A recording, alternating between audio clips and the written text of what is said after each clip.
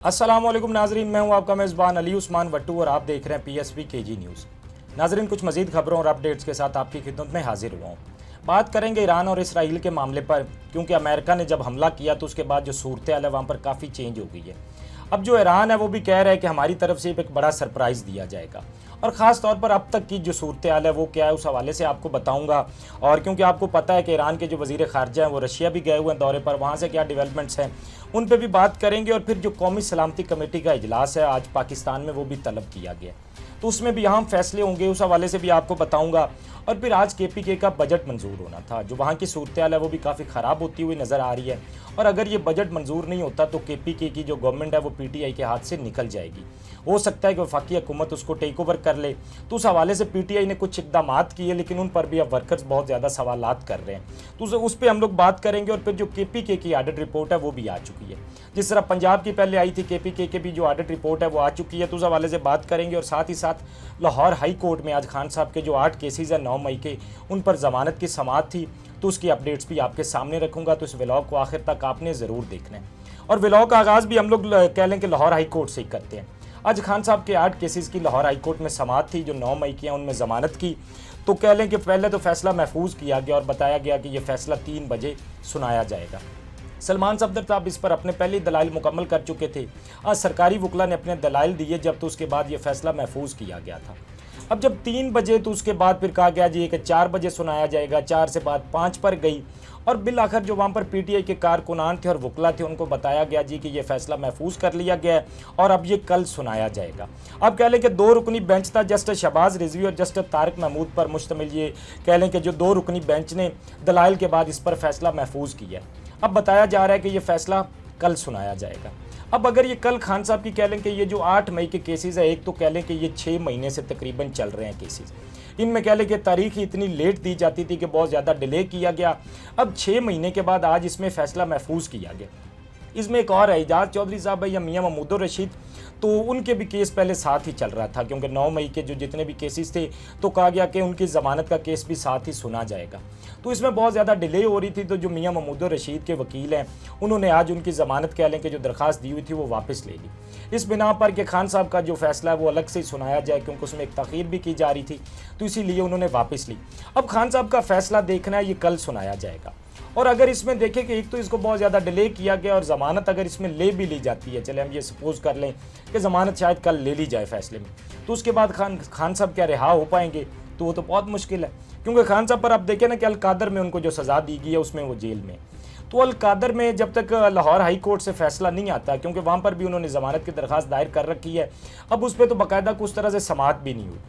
अब उस पर कोई समाअत होगी, अगर उसमें कोई ज़मानत होती है तो फिर रिहाई के कुछ चांसेस बन सकते हैं। बहरहाल अगर इनमें हो भी जाता है तो बहुत मुश्किल होगा कि खान साहब की रिहाई हो सके। हाँ, लेकिन एक बात ज़रूर है कि उसमें अगर देखिए ना, खान साहब की ज़मानत पहले भी 9 मई के बहुत सारे केसेस में खान साहब की ज़मानत हुई, ये बाकी आखिरी 8 केसेस थे जिनको अब तक सुना जा रहा है। अगर उनके पास कोई ठोस शवाहिद होते, कोई सबूत होता, तो या तो पहले केसेस में भी ज़मानत ना ली जाती, या इनमें अब तक क्यों नहीं ली जा रही, क्यों इतनी तख़ीर की जा रही है, ये अब सबसे बड़ी वजह है। अब देखते हैं कि खैर क्या होता है, क्योंकि मसला तो आ जाता है सारा खान साहब के नाम पर, जहाँ खान साहब का नाम जुड़ जाता है वहाँ जो चीज़ होनी होती है तो भी वो नहीं होती। तो अब खैर देखना होगा यहाँ से क्या फ़ैसला आता है। फिर दूसरी तरफ देखा जाए तो खान साहब की, क्योंकि ज़रा हम ये पहले सियासी ज़रा जो मामला आता है इनको देख लें, फिर जो ईरान और इसराइल का मामला है आखिर में, उस हवाले से मैं आपको बताता हूँ। तो खान साहब की मुलाकातों पर भी पाबंदी है।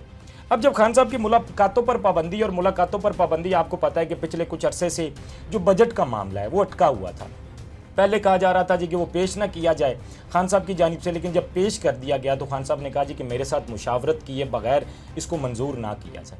और इसी वजह से खान साहब की जो कह लें कि मुलाकातों पर भी पाबंदी थी, जितनी समाअत हो रही थी अडयाला में, वो इसीलिए सारी कह लें कि मुलतवी कर दी गई कि मुलाकात ना हो पाए। और कह लें कि PTI के लोगों ने कोई ख़ास, मेरा नहीं ख्याल कि कोशिश भी की है जिस पे कहा जा सके कि वो रोज़ को अडयाला के बाहर पहुंच जाते थे, या उन्होंने कोई हुकूमत पर प्रेशर बनाया कि हमारी मुलाकात करवाई जाए। बिलाखिर जी मुलाकात ये ना हो पाई, तो कल जो कह लें कि PTI की कमेटी थी उन्होंने इजलास तलब किया और उसमें कलामिया जारी किया गया, जिसमें यह फैसला किया गया जी कि अब वो खान साहब के बगैर ही, मुशावरत के बगैर ही मशरूत तौर पर बजट को पास करवाने का फैसला किया गया। अब ये फैसला क्यों किया गया, और उन्होंने कहा जी कि मशरूत तौर पर ये बजट पास किया जाए, ताकि कल खान साहब से अगर कल को मुशावरत की भी जाए तो कुछ तरमीम करके जो खान साहब कहें चीज़ें वो ऐड कर दी जाएंगी। लेकिन ऐसा करना क्यों पड़ा, जब खान साहब ने कहा था कि मेरे साथ मुशावरत किए बगैर बजट पास नहीं होगा। तो तो उसकी वजह यह है कि अगर ये बजट पास ना किया जाता तो एक तो कह लें कि केपीके के अंदर कह लें कि माली बहरान आ जाना था, ना ही कह लें कि हॉस्पिटल्स को बजट जाना था, स्कूल को बजट जाना था, बाकी भी इदारों को बजट नहीं जाना था, तो माली बहरान पैदा हो सकता था। या फिर वफाकी हुकूमत क्या है कि माली इमरजेंसी नाफिज करके वो हुकूमत को भी टेक ओवर कर सकती थी। तो अब जब सिचुएशन इस तरह की आ गई, एक तो पीटीआई ने गलत ये किया कि इनको पहले ही ये सोच समझकर जो फैसला लिया गया था ना कि खान साहब से मुशावरत के बाद ये चीज़ें होंगी, फैसला बेसिकली वो गलत था। अब अगर पीटीआई आज ये ना करती तो जिस तरह की सूरत हाल है, फिर ये तो वफाकी हुकूमत को कह लें कि अपनी हुकूमत केपीके की जो पीटीआई के पास है प्लेट में रख कर देने वाली बात थी कि लें जी ये हुकूमत आप ले लें। और पीटीआई पहले ये गलतियां कर चुकी है, पहले भी केपीके की और पंजाब की हुकूमत उन्होंने ख़त्म की थी। और आज अगर ये बजट जो है इस तरह मंजूर ना किया जाता तो सूरत हाल बड़ी मुख्तलिफ हो जानी थी। इसीलिए अब पीटीआई ने जब ये फैसला किया जी कि खान साहब की मुशावरत के बगैर ही मशरूत तौर पर इसको पास करें, तो फिर वर्कर्स ने बहुत ज़्यादा सवाल किए। उन्होंने कहा कि क्या आप माइनस इमरान खान अब जाने की कोशिश कर रहे हैं कि खान साहब से फैसला किया बगैर, जबकि खान साहब ने कहा था। तो खैर किसी हद तक खान साहब ने कह लें कि उमर अयूब की जिक्र करें या उन्होंने बाकी जिस तरह जिम्मेदारियां दी हैं तो ये फैसला अपने तौर पर भी कर सकते हैं, क्योंकि फिर जब सूरत हाल इस तरह की बन जाए कि मुलाकातों को रोक दिया गया है। अब अली अमीन के हवाले से दो चीज़ें हुई, एक अच्छी थी और एक मैं कह रहा हूँ कि उन्होंने गलत किया जो उनको नहीं करना चाहिए था। एक तो जो उन्होंने बर वक्त चलो लोगों को ये बता दिया कि हम ये कुछ करने जा रहे हैं और ये मामलात हैं, और दूसरा एक जो कह लें कि उनके अंदर वो मौला जट्ट आ जाता है, जो वो कहते हैं कि मैं ये भी कर दूंगा, मैं वो भी कर दूंगा, ये भी हो जाएगा, वो भी हो जाएगा, जबकि होता कुछ नहीं है। तो बाद में फिर लोग सवालात करते हैं।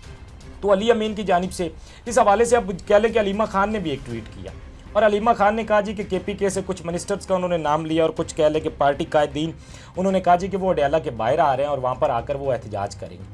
और अलीमा खान ने जब ये बात की तो मुझे लग रहा था कि कहीं ना कहीं वो पीटीआई की लीडरशिप को गैरत दिलाने की कोशिश कर रही है कि ये कुछ भी हो सकता था। करना तो इन्होंने क्या है, अगर इन्होंने करना होता तो बहुत पहले ना कर लेते।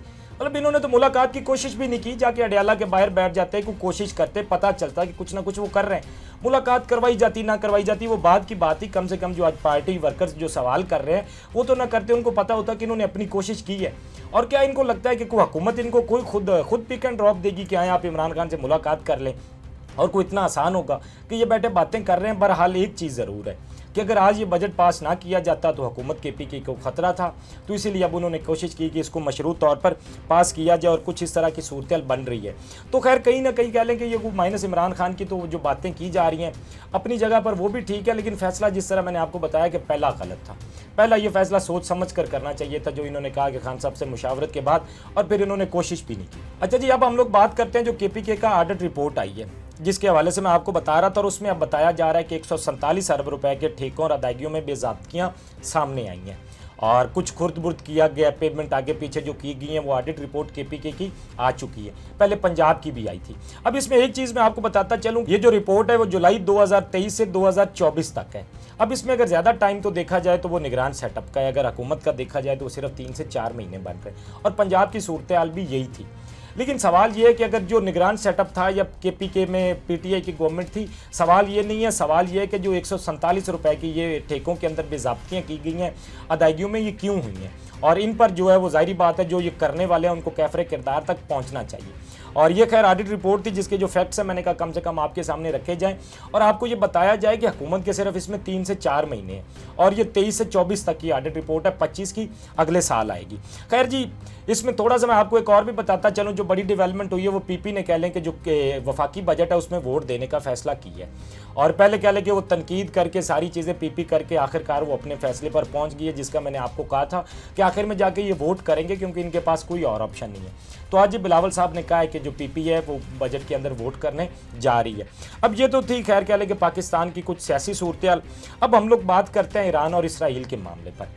ईरान और इसराइल के मामले पर कह लें कि अब जो सूरत हाल है वो तेहरान के हवाले से अगर मैं बताऊं तो वहाँ पर इसराइल ने बड़े हमले किए और बहुत शदीद हमले किए गए। पहले इतना ज़्यादा नुकसान नहीं हुआ था जितना तेहरान में अब इसराइल ने किया है। हाँ, ईरान की जानिब से जवाब ज़रूर दिया गया, लेकिन ईरान ने कुछ तरह से बड़े हमले नहीं किए। अलबत्ता ईरान की तरफ से भी कुछ हमले किए गए, और अब तक जो बताया जा रहा है तेहरान के अंदर तकरीबन कुल 900 के करीब लोग शहीद हो चुके हैं। तो वहाँ पर कह लें कि इतनी ज़्यादा शहादतों का बताया जा रहा है, तो ये एक जो है वो बड़ा नुकसान हुआ है वहाँ पर। और अब तक भी जो कह लें कि बताया जा रहा है कि न्यूक्लियर साइट पर भी कुछ अटैक किया गया, जबकि इसराइल ने कहा था जी कि हम पहले ही बिल्कुल सब कुछ, उनका जो न्यूक्लियर साइट पर हमने अटैक किए हैं तो हम सब कुछ फिनिश कर चुके हैं, ख़त्म कर चुके हैं। तो जब सब खत्म कर चुके हैं तो दोबारा से न्यूक्लियर साइट पर हमले करना, तो ये अपने ही पहले बयानिए को वो गलत साबित कर रहे हैं। बहरहाल अब क्या है कि जो ईरानी वजीर खारजा है वो भी रशिया पहुंचे और उन्होंने प्यूटन से मुलाकात भी की। प्यूटन ने आप कह लें कि उनके साथ जो है वो कहा है कि हम उनके साथ खड़े हैं और हम उनको प्रोटेक्ट करने के लिए जो कुछ भी हमें करना पड़ा ईरान को वो हम करेंगे और जो भी हम उनकी मदद कर सके वो हम करेंगे। तो कह लें कि रूस ने और चाइना ने तो ये पहले ही फैसला कर लिया है कि वो ईरान के साथ खड़े हैं, लेकिन पाकिस्तान ने अब तक इस पर फैसला नहीं किया। एक तरफ तो देखें ना कि हमारी हुकूमत ने पहले कहा जी कि नोबेल प्राइज़ के लिए उनको नॉमिनेट किया जाए और अगले ही दिन अमेरिका ने ईरान पर हमला कर दिया और हम उसकी मजम्मत कर रहे हैं। तो हम खुद कंफ्यूज है कि हमें खुद नहीं पता कि हमने क्या करना है। और ईरान के साथ खड़ा होना इस वक्त हमारे लिए बहुत ज़रूरी है। अगर आज ये जंग जिस सूरत हाल पर पहुंच चुकी है उसमें कल को नुकसान हमारा होना है। एक तो हमारा अगला नंबर भी होगा और ख़ास तौर पर जिस तरह से ये सारी चीज़ें बदल रही हैं, अगर ईरान कह लें कि आज तेल की सप्लाई बंद कर देता है तो जो सूरत हाल बन जाएगी, कह लें कि पूरी दुनिया के अंदर एक माशी बहरान आ जाएगा और जो कह लें कि कीमतें हैं वो आसमानों को छूने लगेंगी। अब जिस तरह से अमेरिका इसके अंदर इन्वॉल्व हो चुका है तो ये जो सूरत हाल है वो तीसरी आलमी जंग की तरफ जा रही है। तो इसलिए पाकिस्तान को भी ये फैसला लेना होगा कि हम किस साइड पर खड़े हैं। खैर कह लें कि आज कौमी सलामती कमेटी का इजलास तलब किया गया था, उसमें कुछ फैसले किए गए, उसकी तफसीलात क्योंकि आज वक्त काफ़ी हो गया तो अगले व्लॉग में इंशाल्लाह मैं आपके सामने रखूंगा। आप भी अपने फीडबैक से हमें ज़रूर आगाह कीजिएगा। अब तक के लिए इतना ही। अपने मेज़बान को दीजिए इजाज़त। अल्लाह निगहबान। इस तरह की और वीडियोस देखने के लिए सब्सक्राइब कीजिए हमारा चैनल और देखते रहिए PSP KG न्यूज़।